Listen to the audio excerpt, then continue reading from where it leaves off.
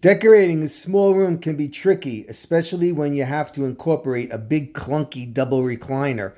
In this video, I'll show you how I tackled the challenge of fitting this oversized piece into our cozy library while keeping the space stylish, functional, and inviting. Hey everyone, welcome back to our channel.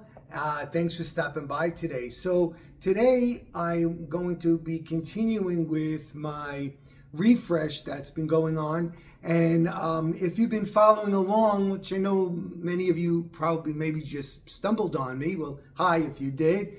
But anyway, I've been after my extreme Christmas, I've been putting the house back to normal, and in the process I've decided to be infusing a lot of green into the rooms just because it feels fresh and alive. And we live in the Northeast where it's dark, dank, and cold and cloudy. Today we have a little bit of sun, but that's going away because we're expecting another storm tomorrow. So anyway, we do have some sun right now. But anyway, so what I'm doing today with you is I'm going to be continuing in this room, which is right here, which we call the library. Now, I'm going to give you a little bit of history of that room. Originally, when we had this house built, that was closed off over there, and there was just a door over here going in there because we had created a space for my parents when they came to visit. That was their little living room area. Then they had a bedroom, and they had a walk-in closet and a big bathroom and everything. But after my parents passed away, we decided that we were going to open this up and include it into the family room. So now it's a tricky space because it isn't that large, and it feels like it's part of the family room, but actually it is not part of the family room. But it is, you know what I'm talking about. You can see it, it's right there. We had these columns put in as well, and we had an arch. Let me show you that. Okay, so you can see right here, originally, like I told you, there was a door right here. So you just walked into this room and you couldn't see the rest of it from the family room. So after my parents passed away, and then we experienced Superstorm Sandy, which, demolished the bottom of our house, we had this opened up, and we had our contractor put this arch in because you can see the arched windows right here, as well as the entrance into the family room. We had an arch put in there as well. Let me show you that 1 second. So you see that we had this arch put in as well. Originally, this wall was all the way over to here, and there was only this opening coming into the family room. So when all the walls were down, we noticed that there was a lot of space underneath the stairs over here. So we had this arch put in as well. And it all echoes the large palladium window that's in the foyer. So you see that? There's the large palladium window. So we have the arch there, then the arch into the family room, the arched windows, and then the arch going there. Too much arches? Well, I don't think so, because actually I wanted to put an arch on the fireplace as well, if I ever get around to it. So like I said, that room, the library room, is a little bit tricky. And it's hard because it's really difficult with furniture placement. And we had some recliners in here, which Marianne loves. I hate. Marianne loves them. So we had actually 3 of them originally in the family room. Then I took one away, and we had 2 of them in here. And then we got the sectional, which she hates. And I put one of the recliners over there. So once in a while, when she gets a chance, she'll go in there and relax. She does some of her laptop work in there, or she might, do some stuff on her phone or read or whatever. But we have that recliner in there. Now, what problems do recliners cause in rooms? If you got one, right? Number 1, they're big. Number 2, they're bulky. Number 3, you can't put anything in front of them like a coffee table or something like that, because how would the bottom of the recliner come up? So I particularly like coffee tables because I feel like they ground the whole area. So every time I look in that library room, I get a little that I want to go and put something there. But I know I'm not going to because it's going to cause a problem when Marianne goes to sit there and put the recliner up. So I'm just going to avoid it. I had a little something there before and she used to push it away, but I don't want her to have to go through that. So I'm just going to have to live with it right now until I can figure out something else, or if I get other kind of furniture with a recliner in it or whatever. I don't know what we're going to do. But let me just show you what I did in there anyway. It's not anything earth-shattering, but it's how I've tackled a small room with a recliner in it. So I guess you can say that this is one of those rooms that sometimes we all have them, I think.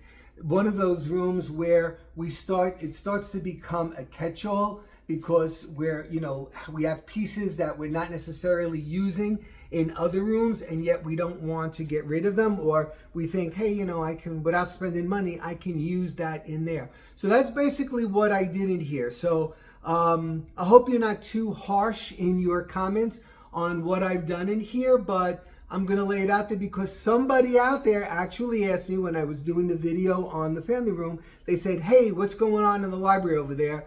Can we see that? So I'm going to show you right now what is going on in here. Okay, so like I said, here's the entrance into the library. And we put the two columns and the arch that you can see.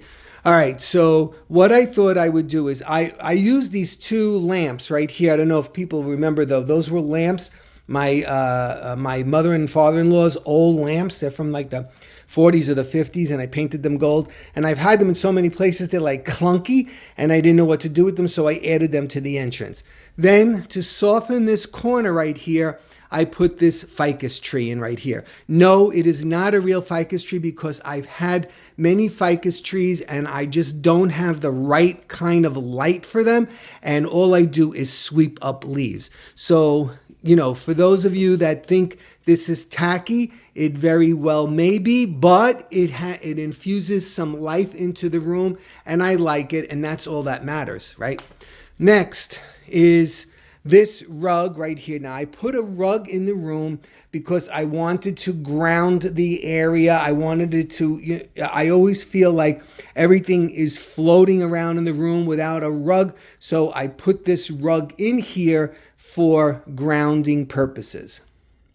Okay, so there is the big clunker in the room. That is the double recliner right there. It's like I said, it's big and bulky and it is what it is. But since Marianne likes it, it's got to stay. So like I said, I can't put a coffee table here because see what would happen? It's too close to over here. And then I can't leave it out far enough that, she doesn't have to move it. And if I push it close, she has to move it. Not a good idea. So I was actually thinking, hey, I have another one. I can stick it right here and make this look like a sectional. The problem is that it comes out too far and it impedes the entrance into that room over there. So that went out the window. All right, literally. So here is the recliner. Now, what I did was I hung this large painting behind it. It's the beiges, the browns, and so on. That is the neutral that I use in this room. So here's some of the other pieces that I decided. This is like why I told you it's like a catch-all. This table right here, again, this is an end table for my parents, and I put a marble top on it, and I thought that was great because it allowed some light in the corner. This chair, which a good friend gave me before he passed away, I used this right here. I have just this big vase right here with these brown sticks in it for now. I may add some other plant in there when the spring comes, not sure. And an ottoman. Now, that's basically there for staging purposes because, if I would sit there, which I do sometimes because that chair is crazy, but it's comfortable because I like a hard chair like that, and I wouldn't put my feet up anyway to read, but it's something to lay something down on. And then when you come around this side of the room, that's that floating table. This actually can, Marion can use this for, when she puts her laptop on it, it slides under the couch so it can be right in front of her, and I can also bring it into the other room as well.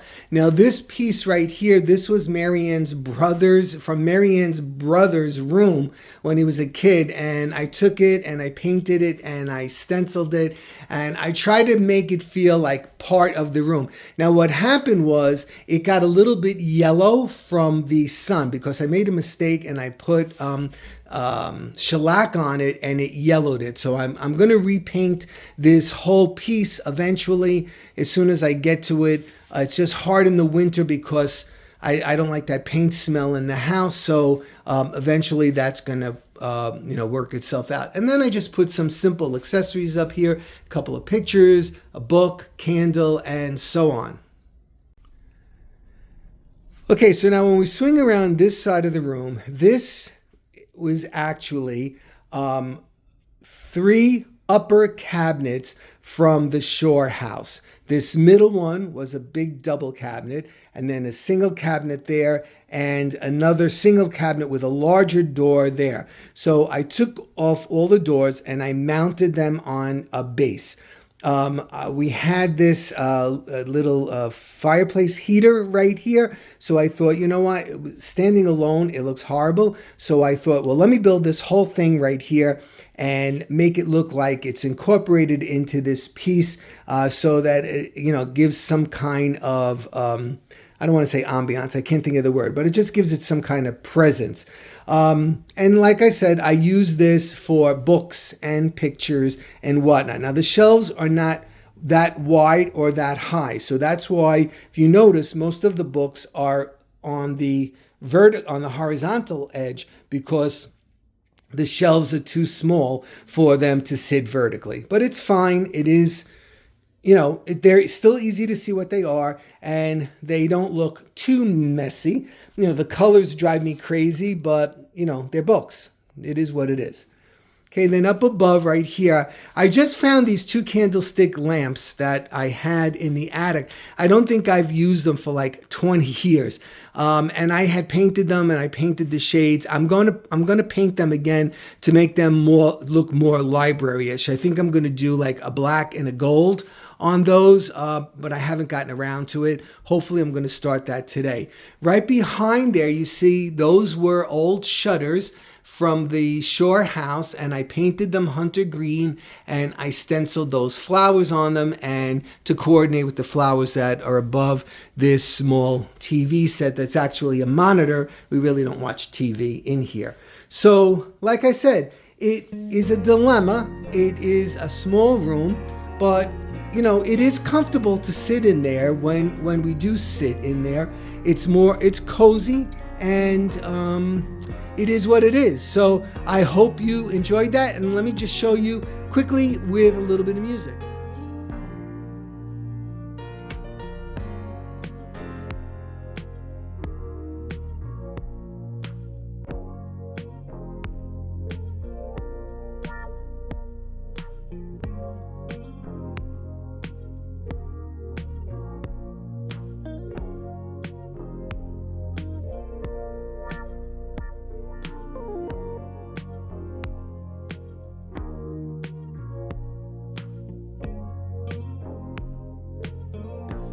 Okay, everybody, thanks so much for stopping by. I appreciate it. Hope you're all doing well, and I'll be seeing you soon. Bye-bye.